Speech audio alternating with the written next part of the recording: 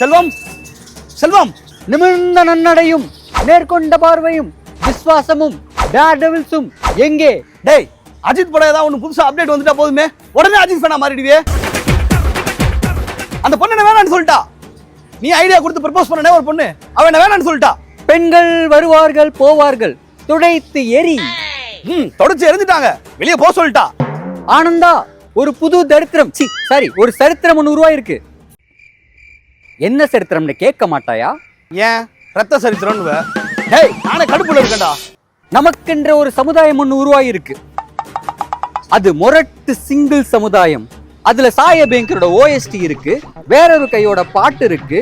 நம்ம குடிச்சிட்டு எவ்வளவு வேணா ஃபன் பண்ணலாம், பொண்ணுங்க தொல்லை இல்லாம எவ்வளவு வேணா டீ கடையில நிம்மதியா பேசலாம். மாஷா அல்லா டீ கடை இருக்கு. மொரட்டு சிங்கிள் சமுதாயத்துக்குள்ள வா ஆனந்தா. டேய் அந்த பொண்ணு என்ன வேணான்னு சொல்லிட்டு இருக்கேன். நீ டீ கடை இருக்கு ஃப்ரெண்ட்ஸோட பேசலாம்னு பேசிட்டு இருக்க. உனக்கு பொண்ணுங்க முக்கியமா ஃப்ரெண்ட்ஸ் முக்கியமா? டேய் உனக்கு என்னடா ஆபீஸ்ல பேச 2 பொண்ணுங்க, போன்ல பேச 2 பொண்ணுங்க, பீச் பார்க்னு சுத்த 2 பொண்ணுங்க, எல்லாம் ப்ளே பாய் மாதிரி சுத்திட்டு வெளியே வந்து சிங்கிள் நாடகம் மாறியா?